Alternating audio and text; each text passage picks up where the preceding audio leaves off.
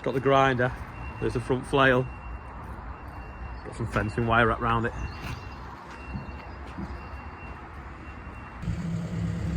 John's here cleaning the solar panels and I missed it.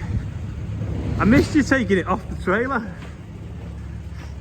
It just like lifts itself up. You drive the trailer from underneath it. You don't actually have to have any ramps. It's like a spider. Blue skies. They're gonna work today if he cleans them. Hey, look, there's the moon.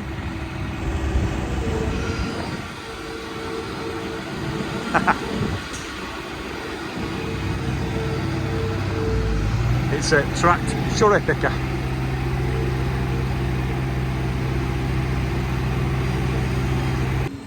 That's a nifty water tank. It folds up flat.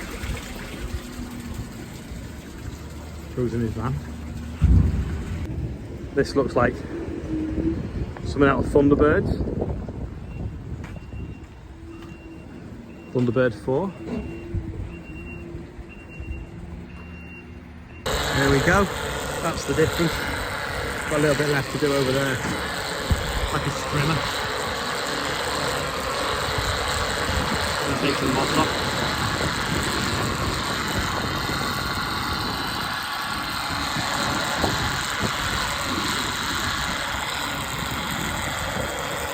Oh, there's 50 more. There are 8 pigeons. You could watch this all day when you see all that grime coming up.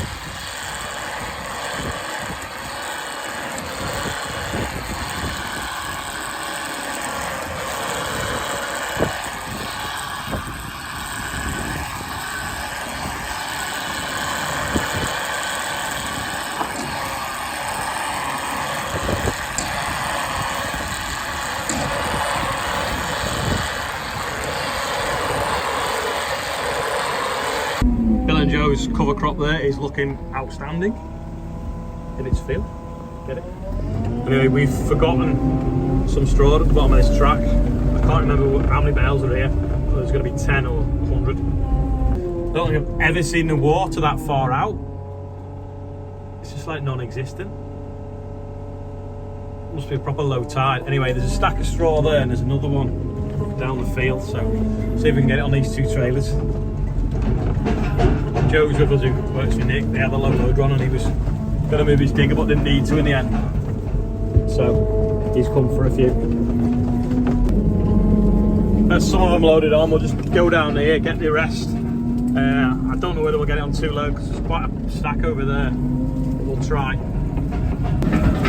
I've never ever seen that like that. You could just drive across it in this. Look, it's just nothing there. Just a tiny puddle. You see why they built the ship canal really, can't you? So they could get boats down it all the time. Something tells me we're not going to fit all them on. I've just added them up. It's quite a lot there. We've borrowed Bill and Joe's trailer because it was a lot closer to their yard. So we've loaded that up because we want to take the telly on the back. Don't want to have to wait too long for a trailer to come backwards and forwards or go home and come back with it. We've got them all on now to load. The ones at the back there we've had to just sort of wedge in. We can't go higher than 4 because we've got to fit under the railway bridge, so I'll probably take that one back with the Merlot and Rob will connect back up to his trailer that we left in Bill's yard. But what I'm going to do is I'm just going to lift this up and I'm going to reverse the fan. So hopefully now if I go around here and press the fan reverse switch, sorry about the beeping. Let's have a look, press that switch there, then I rev it up, the fan should stop turning, which is why it's gone quiet, and then in a second you should hear a roar and it starts to blow everything off. But I think it's got wet, so let me just agitate it a little bit. Bear with. Yeah, so it's just starting to peel up a bit, but yeah, it's quite solid that. So the fan's now going the wrong way, that's why that's flying up in the air. I'm going to tow a trailer back with it, you see, I don't want it getting too warm. Right, so.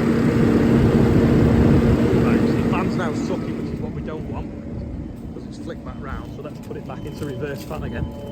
I'll have to edit some of this out, it's probably taking too long, I'm really bored. Right, press it again. And then should see all the dust. Can you see through that gap maybe? In a minute, and see it all jump up. There we go. That should be clean now. And we're off. I'm actually not going to pull the trailer back with this because Rob said I can take it back with the 936, and when I bring the empty trailer back I can pick up the other load, so it means that there's no point in pulling it back with the Merlot. So they do pull it, they're 150 or 60 horsepower, but it was already on the tractor and it meant swapping around, so there's absolutely no point, so it's a good idea. Backing the drill out now, it's got barley in, so it's just going to drop it out, swap it back over to wheat. I keep missing him showing you how a seed sock works. So Andrew's swapping from barley to wheat, so he's just told the open the flap on the bottom of the drill, drop the barley seed out onto this seed sock, which is basically a flat sheet that we make and sell through Spalding's. Then you lift the corners up with the Merlot, and then you've got a sock in the middle with a drawstring on, and we'll drop that into another bag. So he's just going to pull forwards now out of the way, and then here fill it with wheat. I'm just checking this mustard. It's got a bit of weed in it, which is a bit annoying. Don't know whether we'll be able to blow that out with the combine, but it's definitely ready to cut. And more importantly, it's in the way really of us drilling wheat. So I've got to go and do a little bit of straw raking now. I might come back later with the combine and get it if I can. See how we get on with this first. Just going to this field that we put sunflowers in. Look at the size of that one. It's like twice the height of everything else. Anyway, it was oilseed rape that was just an absolute disaster because the pigeons have eaten it. But now we've got like this mixture of oilseed rape and sunflowers that the birds are now starting to have a go at. So what do? Do I completely mow it off and pretend there's nothing even here? Do we try and wait for the sunflowers to ready, combine them and see if the rape stays in the tank? Or OSR as we should be calling it. Or, sorry, gets going over. Or do I, where's the shadow going to go over us? Weird. Or do we combine oilseed rape and blow the sunflower seeds out the back? See, look at that, something's properly eating them. Can't see that, they're not that far wrong to be are. Started it. Nearly thrashing out if the pigeons can eat them. I don't know, answers below, what do you think we should do? Can't make up my mind, it might just because I'm tired. I need to make a decision soon because we want to try and drill this for wheat. We chopped the straw on this OSR field and it's just rotting away nicely now, but I'm hoping there's not too much slugs on this ground. But for what it's worth, well, it's a nice sunny bright day, we're just going to quickly straw rake it because it's only hopefully half an hour of a job, and then it just helps if there is any slugs. So I'm just going to fold the straw rake out now. Really have to get new tires for this sometime. Just got to unlock the hydraulics here. You lock it off, we're on the road. Hopefully now it should just start to fold out. Put the tines down with the other spool. There we go, that ram's out there. It's folding down. And the next one should go down in a second. There we go. Off we go. In a second. Right, I've just done this pass here now. To be honest, it isn't really doing any much good. It's sort of properly stitched to the ground. Mainly from the residue regrowing. And I can't see any slugs because it is quite sandy land, as you can see. So I think I'm just wasting my time and only going to encourage weeds to grow. I think we'll just drill it straight into this and then spray the volunteers off with pre-emergent spray on the wheat crop. So yeah, I might as well go back, I'm not going to waste diesel. Here now drilling wheat into this field that was beans and had a bit of grass underneath that come up, and I'm annoyed with myself because the ryegrass has been allowed to get seed heads on it. So the pre-emergent spray is going to have to work pretty hard on this one to make sure that we don't have a ryegrass problem in this field. Doing a really nice job anyway, the drill. Just going into a nice moist seed bed. It's a little bit tacky this morning, so we've left it till this afternoon. But it's only a 48 acre block. It's 5 o'clock now. He'll be done for 6 easy.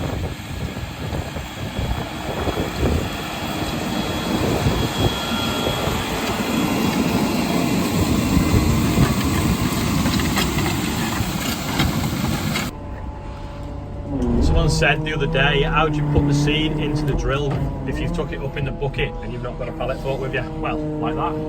Just hang it over the carriage because it's got a lump on the end and it can't slide off. Right, off we go.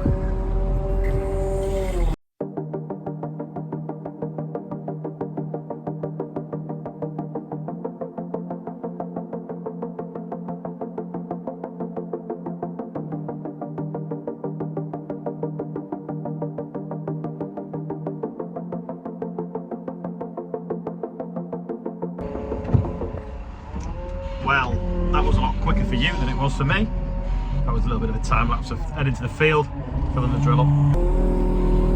All done now, shoot back to the yard. Never know if you like seeing time lapses or not, but that was one anyway, so let me know in the comments. The time lapse is good in the video or they're bad.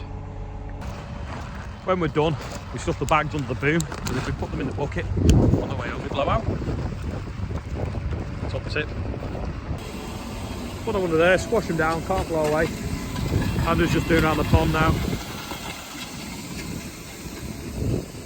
Should get a digger in this pond one day and dig it all out. Cut some of the trees back, let a bit of light into it. It's a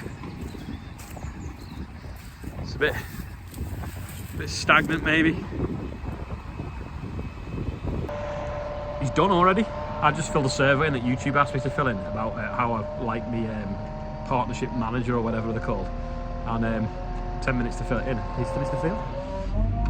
Back to the yard. I think it's safe to say you can see which bit is clean.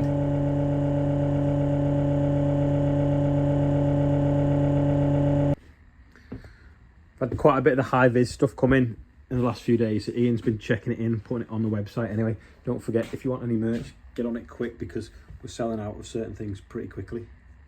And because we're so busy, I don't know when I'll next be doing another order. So be quick. Just going to clean this up now, get it on the forks and lift it up and put it in that bag. Got quite a bit on this. Probably more than a bag full to be honest, but we've got it.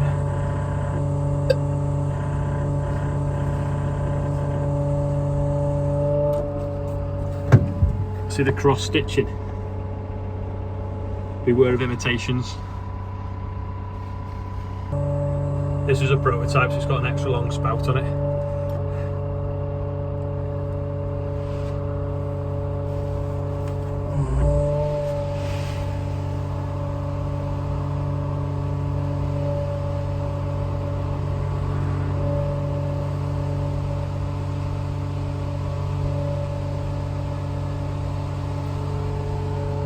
Realised I might hit the roof.